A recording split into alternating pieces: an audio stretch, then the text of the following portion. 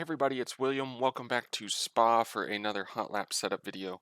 Today we are driving the Nissan GTR GT3 Godzilla itself around the track. I'm going to have a Hotlap for you along with the setup I ultimately uh, came up with after several laps of piecing it together. Um, so stick around for that if you want. That's going to be at the end of the video, but the lap is also kind of important. There's some tips and tricks that you can learn just from watching it for sure. I know a lot of you guys just jump straight to the setup, which is fine as well. Kind of talk through some of the adjustments through the setup, so plenty of information in there for you as well. So if you like this, make sure to give it a like, and if you haven't subscribed to this channel and want to see more of these hot laps, want to see more setups, want to go faster, want to beat your friends, want to just absolutely dominate every single race, you probably need to go find somebody faster than me. But maybe I can actually get some decent setups for you guys there. If you subscribe, you'll make sure you get notified of those as soon as I put them up. Trying to do about 3 a week, so eventually we'll change tracks, but you know, Spa is my favorite track, so I'm not too upset about it for the moment.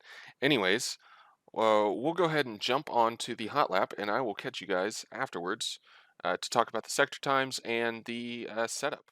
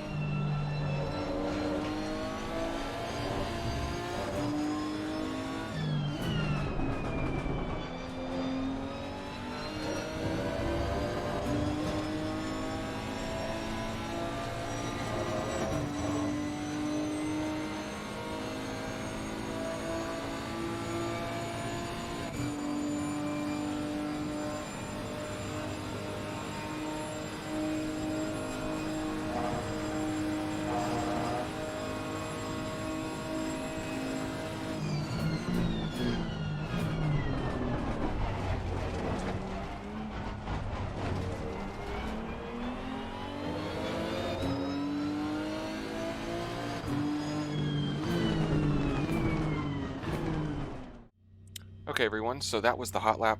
As you can see, the time right there, it was a 2:17.238. However, before we get into the setup, I wanted to look at the timetable here. I did this differently this time. I did it all in one shot, not necessarily one sitting, but one session. I got up and took breaks every now and then. I'm not that insane, but um, I can be sometimes. We started with the aggressive preset. So lap 1, 2, and 3 were all on the aggressive preset before making, well, lap 3 was with a change, but it was an in-car adjustment. So lap 1, dirty, really first time driving the car, so wasn't anything crazy. Lap 2, actually focusing on trying to make it clean, could have been faster in all honesty, but cautious and clean, wanted to get a good benchmark of where I was starting. And then lap 3, brake bias adjustment right out of the gate, and found an entire second through the second sector. The lap didn't count, so it doesn't really matter. But nevertheless, the aggressive preset is not terrible. That's basically the point I want to get across, and also I want to be transparent about how much I actually put into all of these. I'm not just coming up with settings and going out and putting together a somewhat decent time. I'm actually trying various different things out. It says 23 laps here. I guarantee you I started way more laps than that. That's just how many I actually finished. And quite a number of them are dirty. It's mostly my driving errors, but you know, and like you can see here, 217.5 on lap 11. You know, a lot of times that someone could say, oh, a 217.5, that's good enough. Let's record the lap and share the setup if that's what they're going for. But the car was still doing a lot of things I really didn't like at that point. I don't think it would have been fun or good for anyone to drive it in that state, just because I could get the time out of it. I was wrestling it the entire time. So I still managed putting in quite a few more laps to try and get that problem out. And it wasn't until the last two that I actually managed to get it somewhat under control. And yeah, anyways, we wound up with a 217.238. Like I said, this is more just to see. Yeah, it's not super easy. You can't just go out there and necessarily rip off this time right away. I do have time in it. It's not all set up. There's a lot of understanding and time that goes into being able to do a halfway decent time, like a 217.2. Anyways, the sectors, a 40.8. This thing is a rocket in Sector 1. Sector 2, just over a minute. A little bit of driving error in there too, so I really do think it could get sub 1 minute into the 59 seconds for that sector for sure. And then a 36.2 in the last sector, trickiest one for the car, basically just coming onto the backstretch. The car really wants to kind of understeer if you just miss the turn in a little bit and dirty your lap. I've done that quite a few times on my attempts. So it's really just about getting the turn in, nice and early turn in. Don't hit the curb on the right, and don't run too far over to the left on the curb whenever you shoot back onto the backstretch. Other than that, the big note for the car I have is it doesn't like to be revved out. I noticed that probably 5 or 6 laps into the my running, especially like going through a Rouge. If you go through that in 6th gear instead of 5th, and you hold 6th all the way through the Kimmel straight, it's like a 1/10 of a second versus going through a Rouge in 5th and then upshifting once you get through it, like you would in almost any other car. So just a little tip there. It is worth quite a bit of time. Don't rev this thing out. You know, kind of shift basically right when the that last blue light comes on your LEDs on the dash. Just shift. Even if you're going to have to go back down, the torque, it pulls so hard, it's worth it.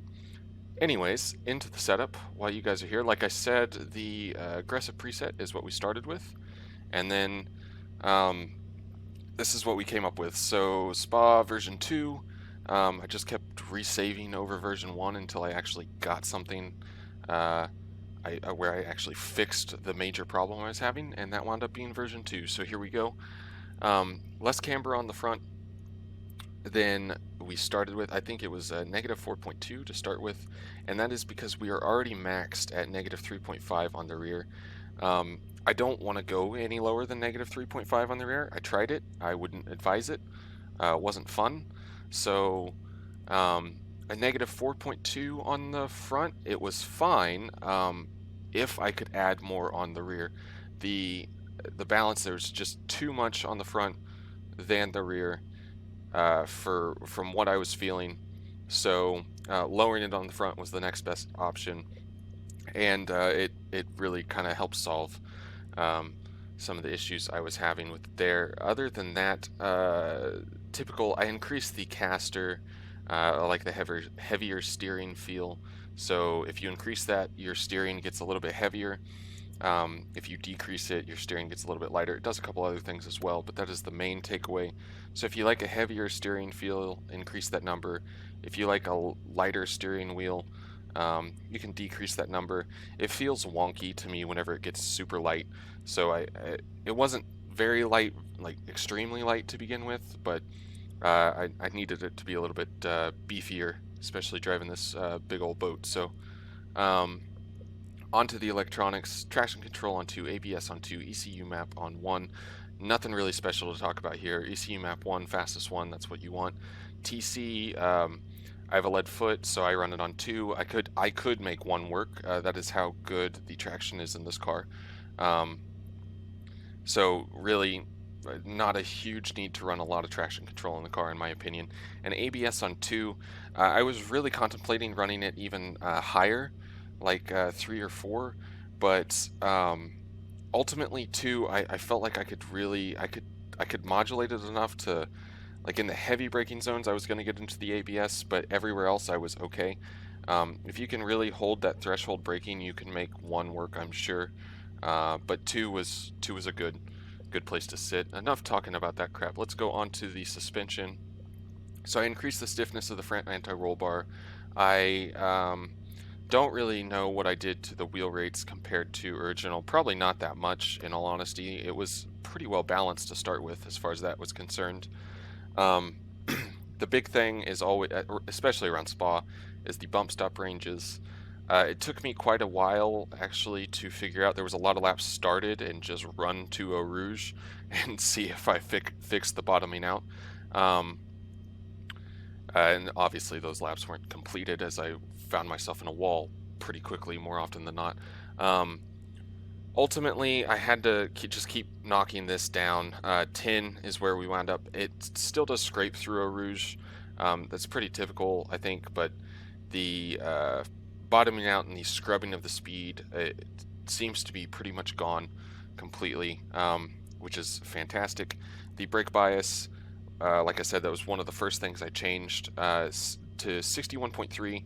Can run it further back if you want. Probably help you trail brake a little bit more if you do want to run it further back. But 61.3 is really solid, and it's not keeping you from really effectively trail braking either. So good balance. And then the big difference was the preload for the rear of the car. Anyways, was the preload. I believe it started at like 120 or 170. I can't remember, but it was pretty high. Lowered that to 50. We'll say on the original aggressive preset, it wasn't a problem, but after making a bunch of other changes, that's where I wound up having to reduce it to. It's pretty typical of the way I set up cars. The preload always winds up quite a bit lower than the aggressive setup. Anyways, the dampers, pretty closely matched front to rear. This is actually what took me the longest, was trying to get the rear of the car lined up with kind of what the front was doing, especially through sector 2. Other than that, it's just the fast bump, fast rebound were super stiff on the, or had a lot of dampening on the original aggressive preset. So kind of taking some of that out and letting the wheels move about a little bit more freely with a little less resistance. That really seemed to help over the curbs, especially like clobbering that curb at the end of the Kimmel Straight and stuff like that. So onto the aero. This car is super simple as far as aero is concerned for me.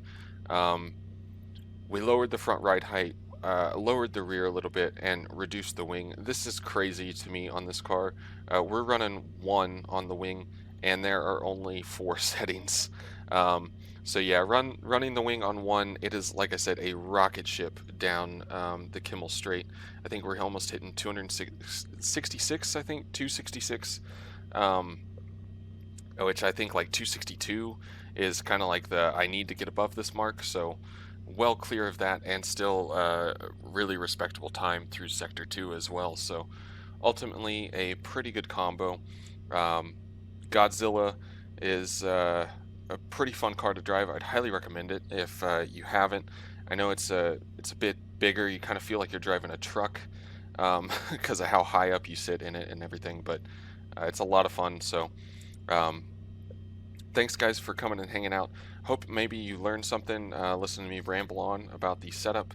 And yeah, like I said, if you like this video, I typically always say this. If you like this video, give it a like, but also, make sure you can definitely share this with, even if you just make the setup in the game and you want to send it to a friend or something. Just um, go ahead and share it as many people as this gets out to. If it can help somebody down the line. Be a little bit more confident, a little bit faster while they're on track. That means a faster person and a more confident person for you to race. Hopefully they enjoy the game more as well. So they're not struggling or fiddling around with these stupid menus, clicking left and right, trying to find a good balance for their car. Hopefully it just makes it more enjoyable for someone out there.